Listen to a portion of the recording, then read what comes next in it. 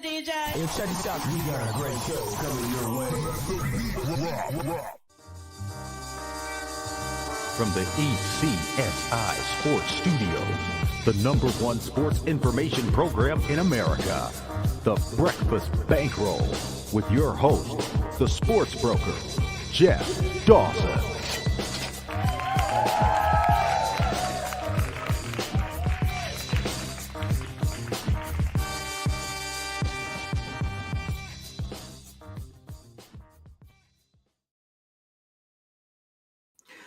Good morning, sports fans from all around the globe. I am your host, Jeff Dawson, East Coast Sports Investors, and this is your Breakfast Bankroll for Thursday, February 9th, 2023. I am smiling ear to ear. We have a special guest. I would like to say, good friend, I was introduced to him by the mayor himself, the real Vegas, Dave Sharapan, who's enjoying his time on Radio Row. So myself and our guest today have connected via Dave and via social media, but looking forward to many, many more shows as he makes his debut today. Former bookmaker from Chicago turned sports handicapper, living in Florida, the one and only Mr. John Murges. Well, that's a hell of an introduction there, Jeff. Thank you for the compliments. It's quite a feat. I can't believe where I am at 59 years old in sunny, warm Florida, betting sports, living my dream. And yeah, thank you very much.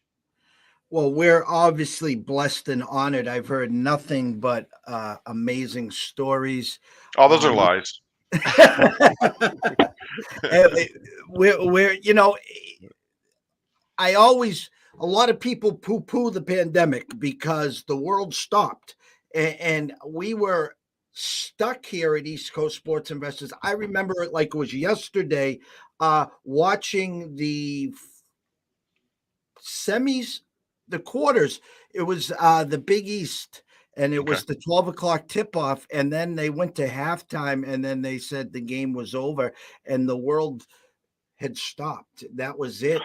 And now I'm scrambling. I'm saying, oh, my God, I got to create all this content for all our customers, all our clients here. What am I going to do? And then I had Zoom 10 different times, and I could never do it. I was scared. I was a chicken shit. And then on comes StreamYard. I'm like, you got to put your big boy pants on someday.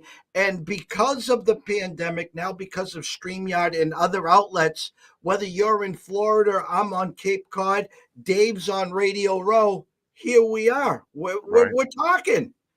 We're talking sports, it's a shock because, handicapping games, but, before the pandemic, a lot of fun. Had the house to myself. My wife has a corporate job, so she'd leave. And then she came home one day and said, we're working from home. And my whole life changed because now my wife's here all day. She's pretty quiet. She understands that I need peace. But, yeah, it changed a lot. What was the first thing that came back was MMA and UFC, KBO baseball.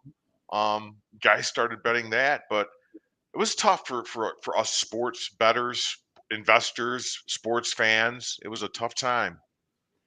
My claim to fame back then, on May 2nd, I think it was, I was digging deep and I released Alex Smith, comeback player of the year in the NFL. It was at like 15 to 1 on Caesars. And I released it to everyone. We had released DraftKings stock at 12 to 1. We had Penn at 10 to 1. Again, getting creative, trying to dig up now, doing some golf on our own. Well, once Alex Smith got his to start and he came back and then he was minus 600 and then he wins. I'm happier than a pig in doo-doo, and this troll out of nowhere goes, there was no such number as plus 1,500. Who are you? So I go back, I sent the tweet out, I time-stamped, dated, it's on Twitter. Never saw the guy again. Of course not. These guys, we know a lot of great people on Twitter, but there's a lot of unneeded. So I'll be kind.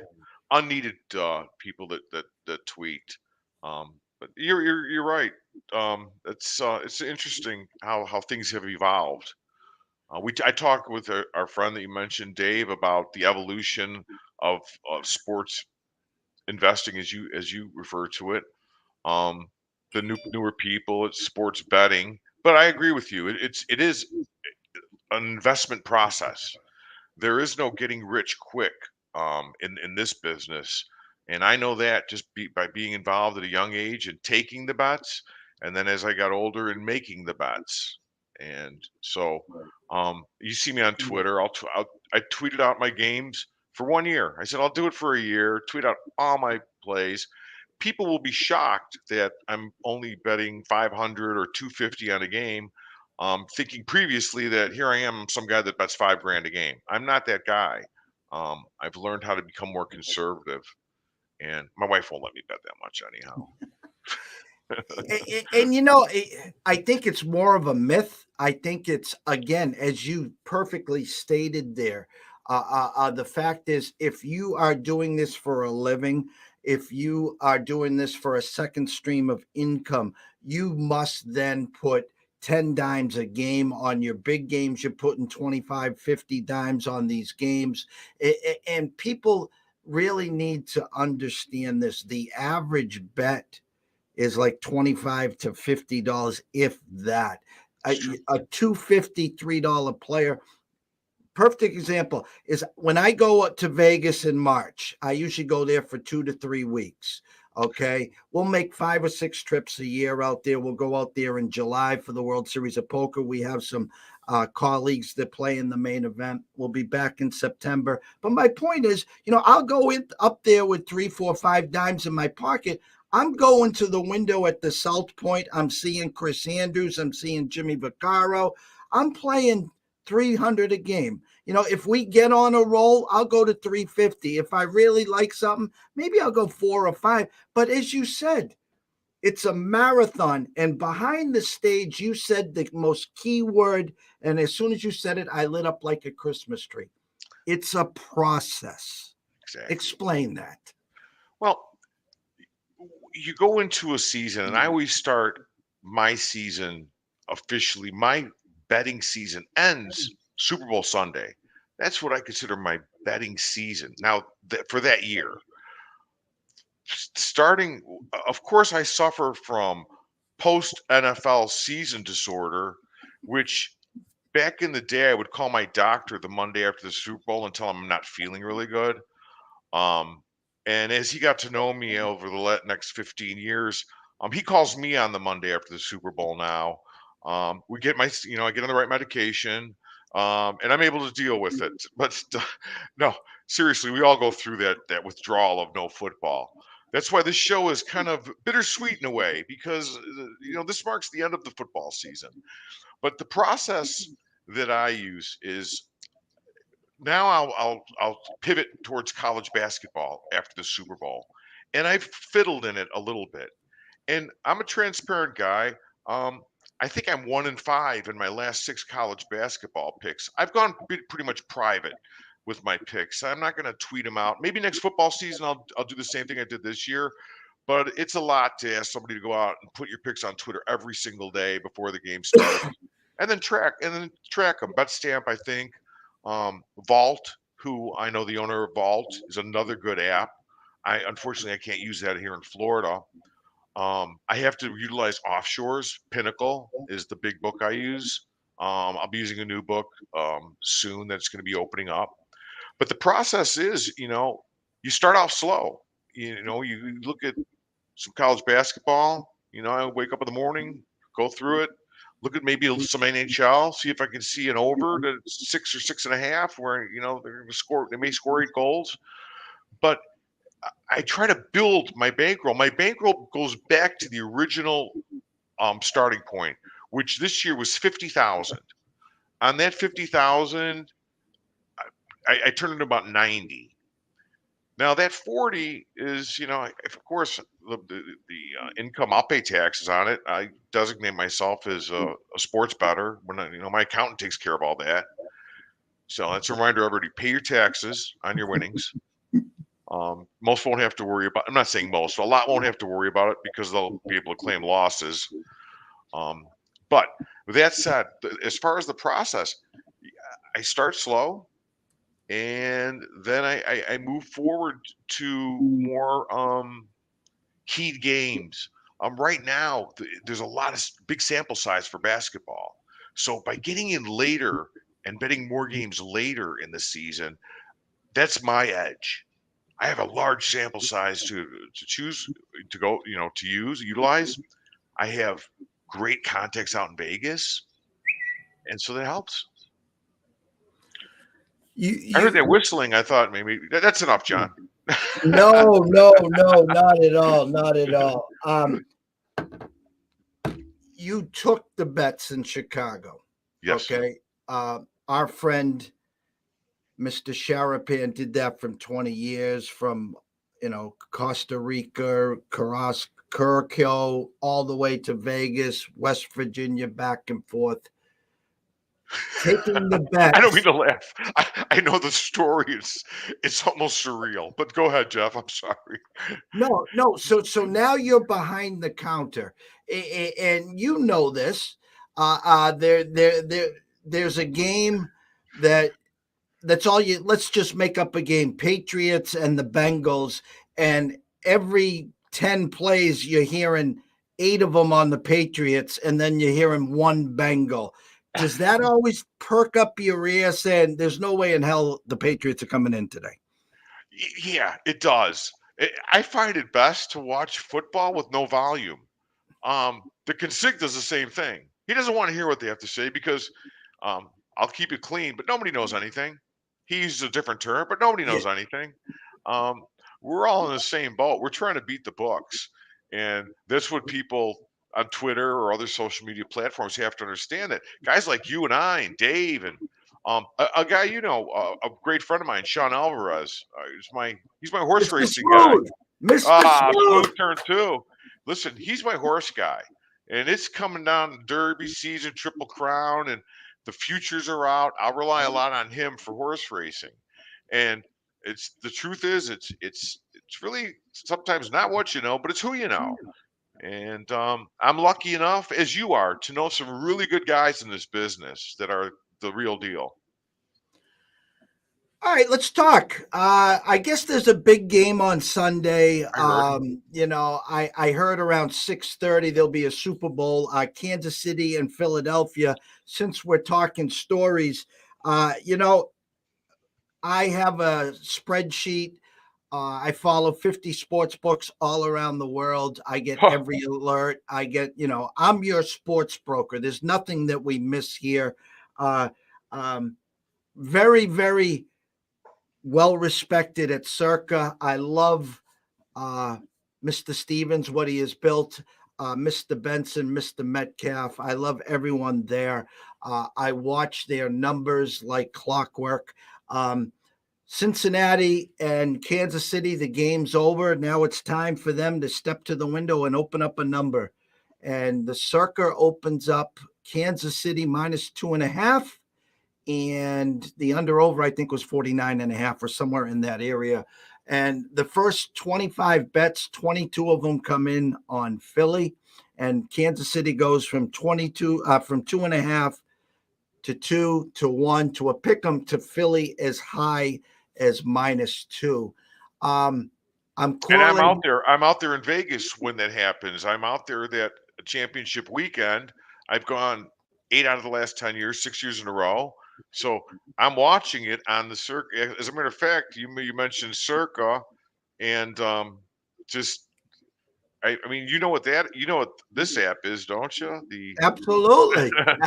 So I have my Circa app on right now. I'm looking at all the props, but I was amazed. Huge line movement, 22 bets. This is something. Thanks for educating me. I didn't realize. I know Jeff Benson pretty well. But we don't talk shop. He's on one side of the counter, and you and I are on the other side of the counter. but we do talk as friends, and nothing that would be a conflict of interest. But that's interesting. The bets came in on Philly hard, just like they came in on TCU for the national championship. All the bets came in on TCU plus the, what was it, 14 and a half it opened at. Um, and at that point, I was on Georgia. I was like, oh, they all want to bet, TCU cannot.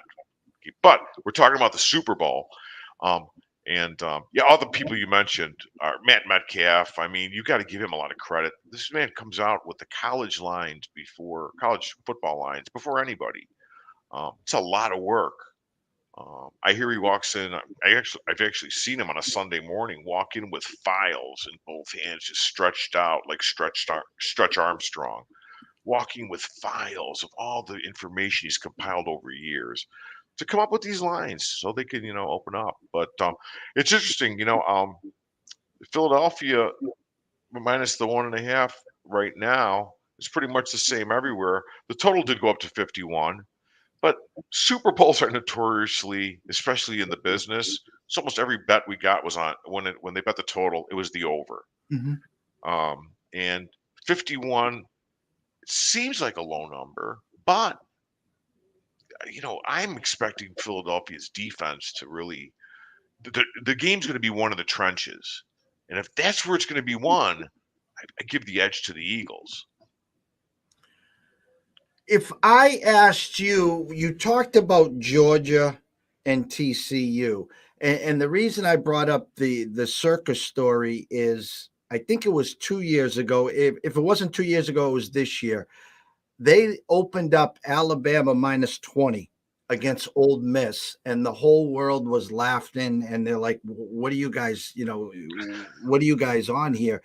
And they actually corrected it because the number that everyone was given was Alabama minus 14 or 15, and it might have closed at 15 and a half, 14 or somewhere in there. Well, Alabama won by 21. Right. Okay. So obviously they know what they're doing there. And my question to you is I'm a guy. I absolutely trust and respect the opening number. In my eyes, Vegas is trying to tell us a story. It's our job now to figure out the happy ending and obviously cash in the ticket. That's a great Okay. way to put it. Yeah, I like that. So with 2.5 now, Philly 1.5, and we had talked. I know you're leaning and like Philly. Maybe you can explain to me this. I hate to leave points on the table. Okay, I hate that. I know it's a square peg in a round hole. If the final score was 24-23, and I'm holding and Philly won the game, and I'm holding a Philly minus 1.5, I'm going to pull my hair out like saying, are you bleeping kid? I just invested this amount of money and you just took 4 hours of my life. The damn right team won, but they didn't cover. So It's my question to you is explain to everyone watching and listen how comfortable you are to lay the 1.5 minus the 110 versus someone saying, John, why don't you go to the window and just bet the money line? Yeah, and that's something, you know what? Good point, Jeff. That's something I should have done maybe already.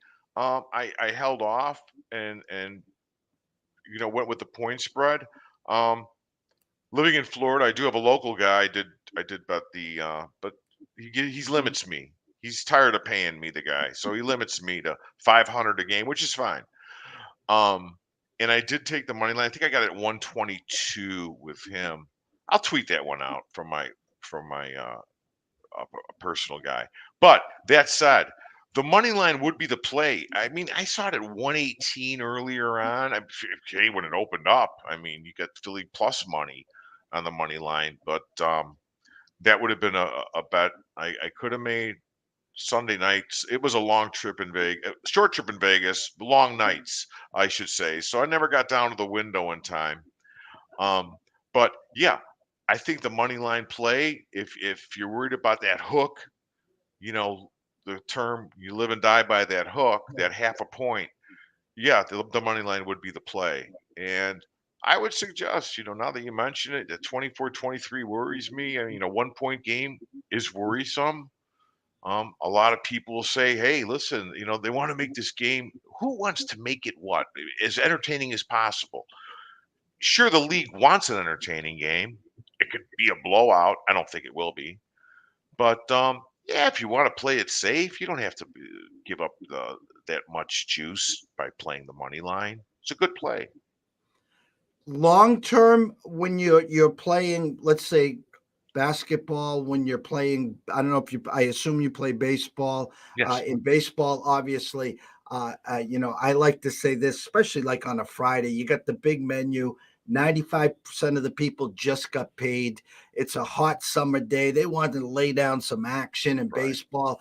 And here's the problem is, every game, there's some high numbers. You're not going to go run to the window and bet Pedro Martinez minus 320, at home versus, the Indians or something like that. But the problem in baseball is if you play three favorites at minus 135, for every 100, you're in for 410, 415 to win the 300 if you happen to go 3-0. And if you go 2-1, you're collecting about 35-40 cents on every dollar.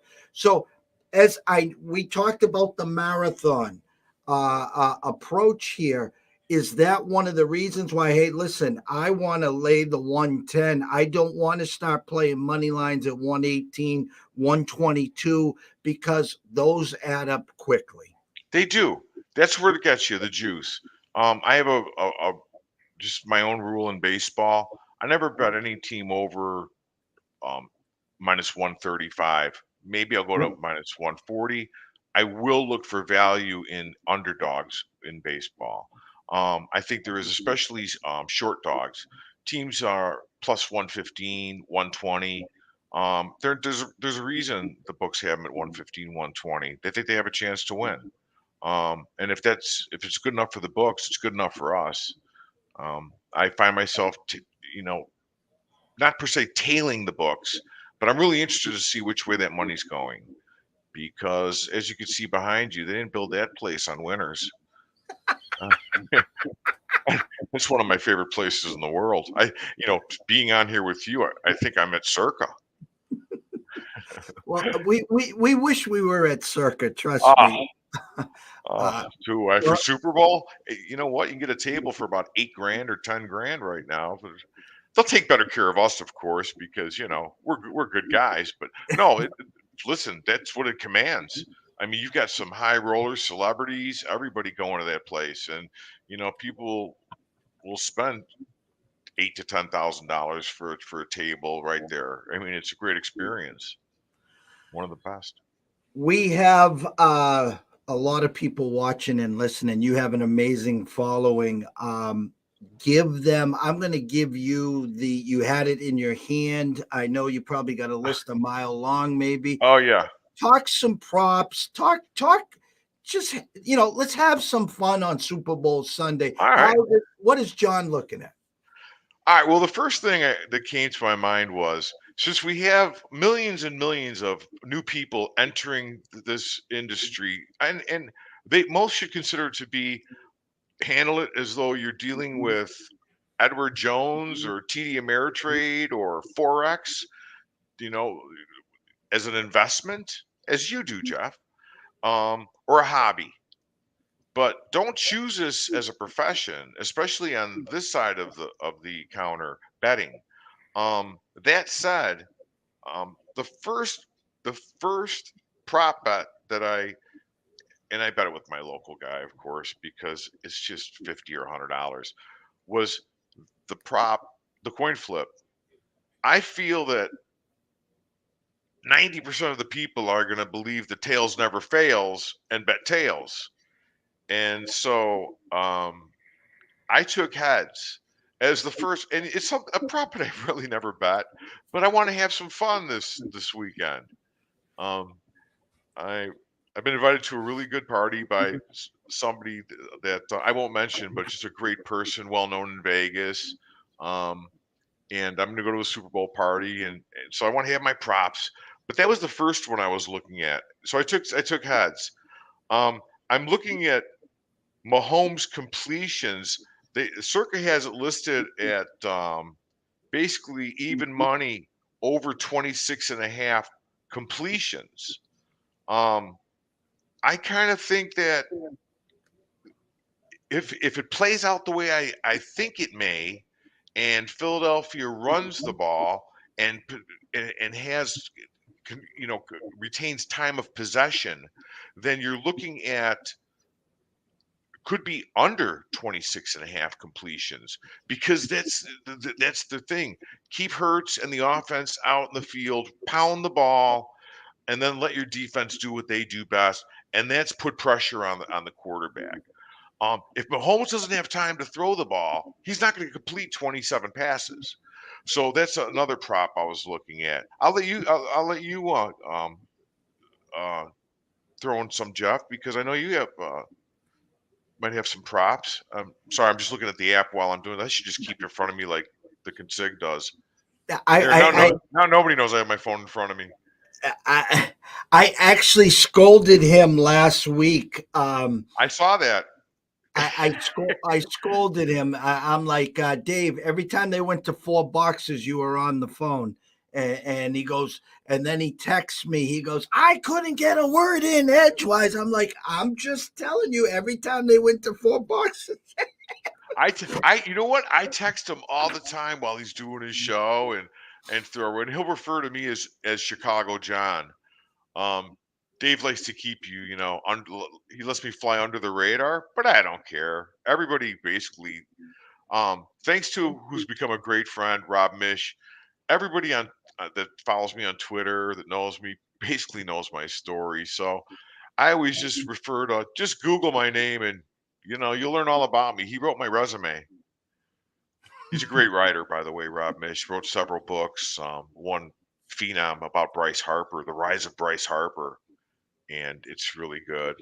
But Rob's a great guy. So is your buddy Chris Andrews. He wrote My Brother, which I bought right away. It's a great book.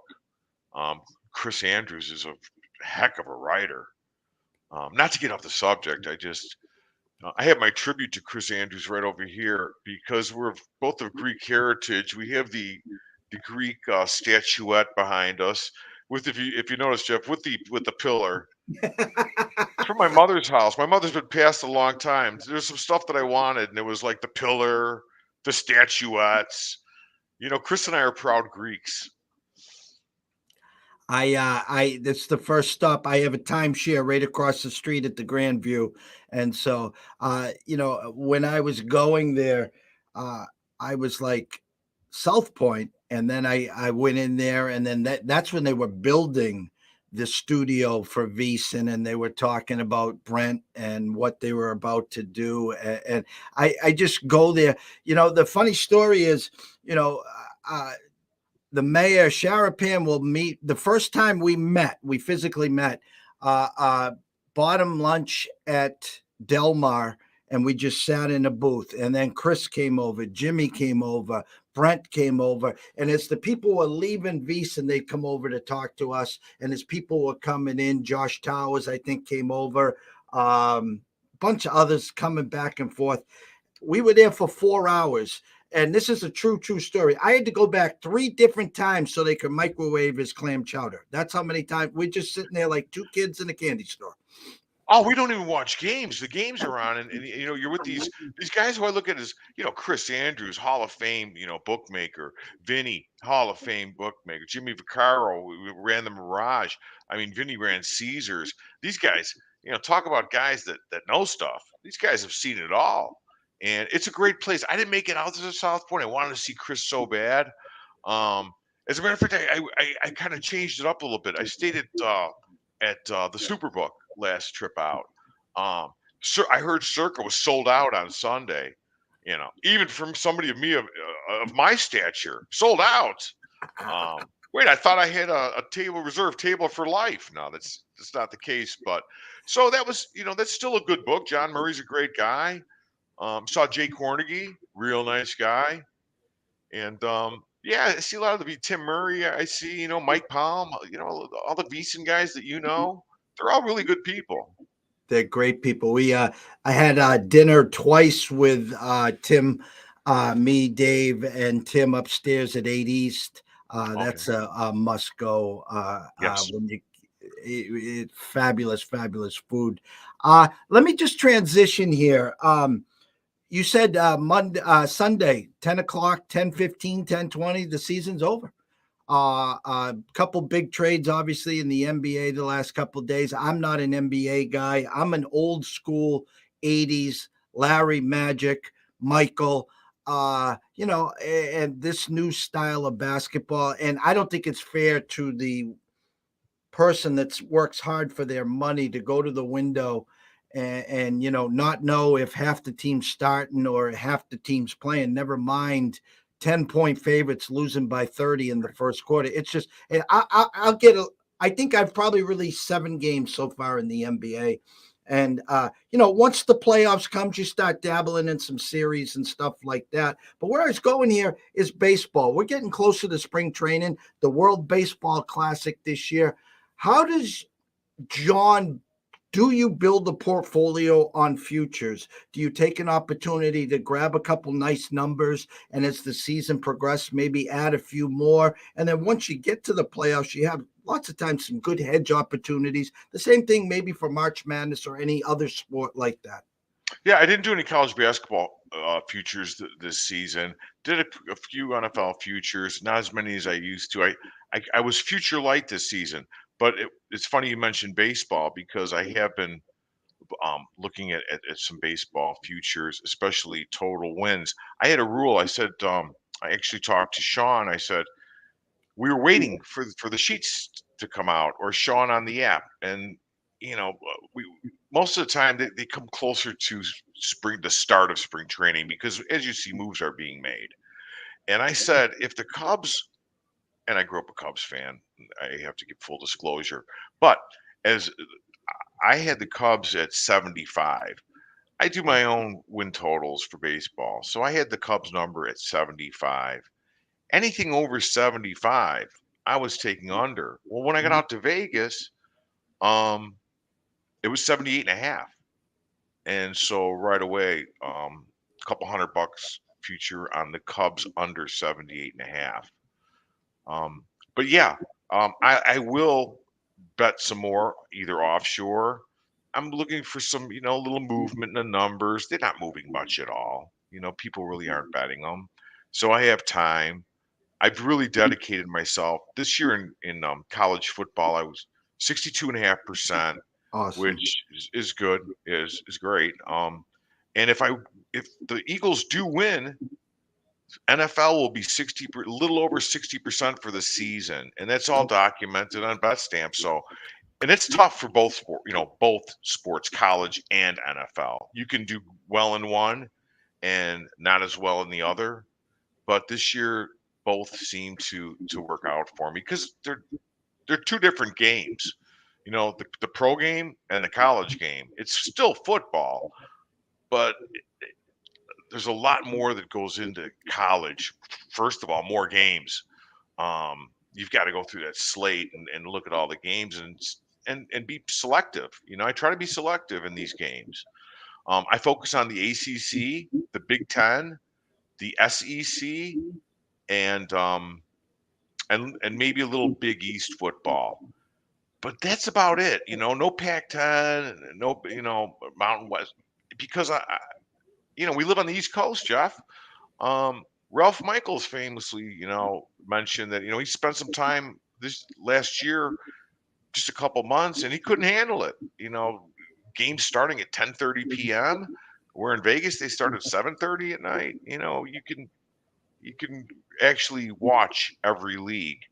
So I try to focus on what I watch. I watch a lot of games. I watch a lot of replays.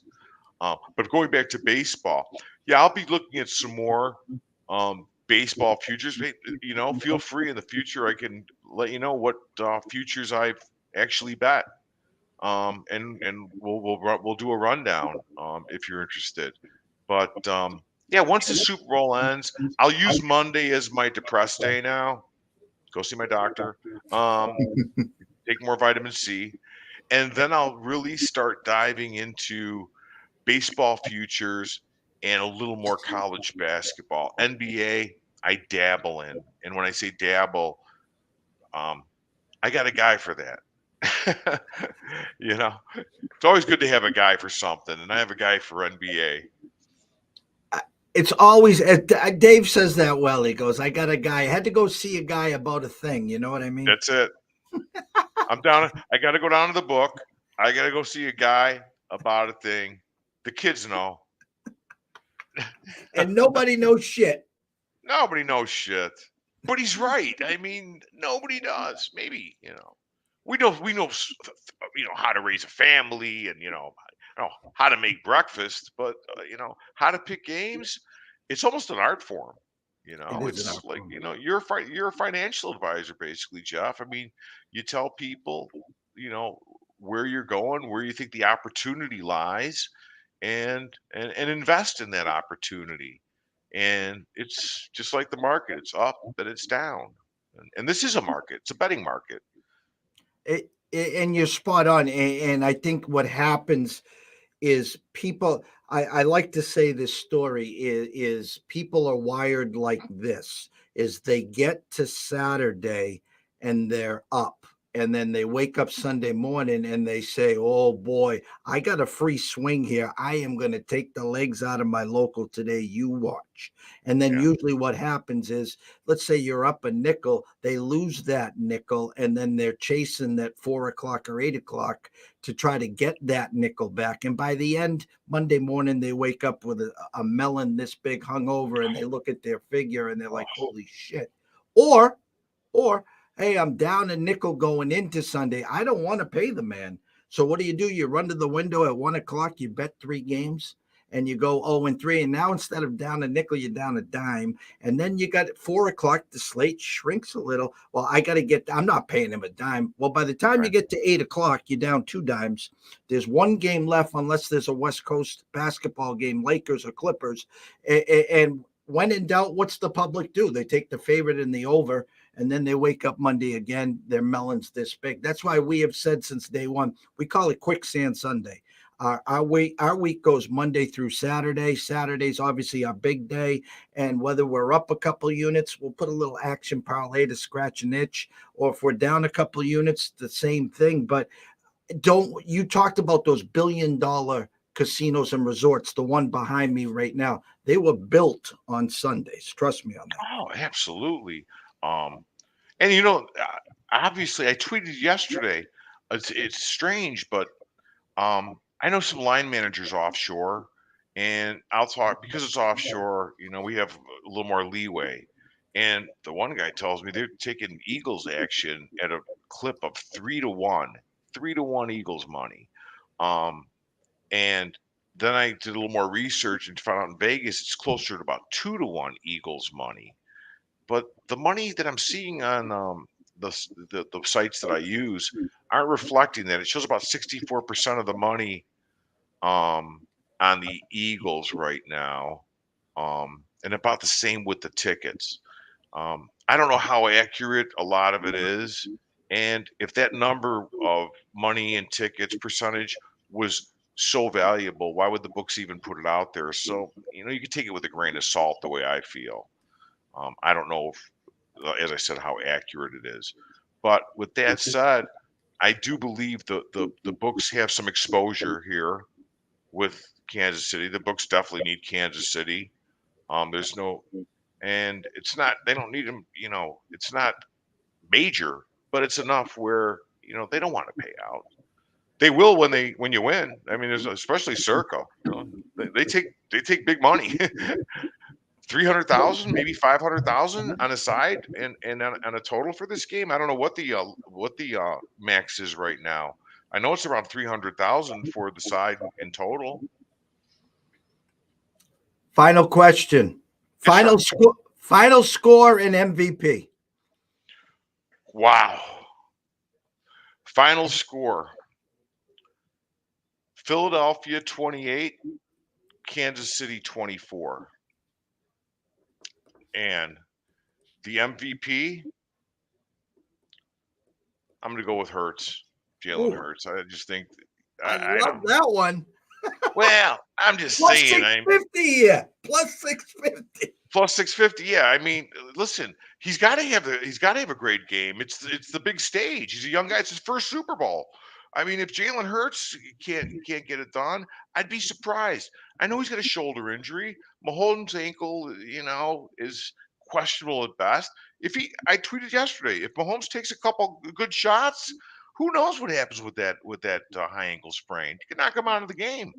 But yeah, 28-24 Eagles, and definitely, I do like Hurts. The one, the only Mr. John Murges. Go follow him on Twitter at Murges John. We can't thank you enough here. Thank you. Boatload of people watching, listening. Retweet. Have some fun with this, guys. We'll be talking a lot more. Look forward to some hopefully weekly or every other week chats here. I've got a lot of people leading up to this asking, what time? When's he coming on? And so you're a hit on Twitter, Wow, John. man, that's awesome. I'm becoming a star. Now, one last thing. I know you're going to have Bill Krackenberger on. Let him know that you talked to me, and this is just for my entertainment purposes only. My Philadelphia +4 over 43.5 ticket. Yeah, I got juiced hard, 350 to collect 600, but it's just for my entertainment purposes only. I would never advise anybody to make that bet. That is a personal private bet with me and my 5-year-old grandson. And I love Bill. I respect him, and thank him for not mentioning my name, but the secret is out. I made that bet. But Jeff, it was a pleasure. Thank you so much. I will drop a soft lob on him with that. We'll stir the pot just a tad, and then if and when it does come in, we'll make sure maybe we can get you both on at the same time, and you can talk about the mastery behind this. How you with the master? Now you're putting a lot of pressure on me. Can you just put me on with Dan Alexander? That'd be an easy one. I know Newbie. He's fine, but Crackman? I don't know. I'd be a little bit nervous. Everyone, I will be back at 12:30. Mr. Krackenberg is joining us in between. I think he's on with Gil at 11, right? Oh, he's probably already been on VSiN, and then he's got a show at 1 on Fox, but he's gracing us with about 25 minutes. And I can't thank you again enough, John. Good luck on the Super Bowl, and we will catch up soon. So I look forward to it. Thank you so much, Jeff. Thank you.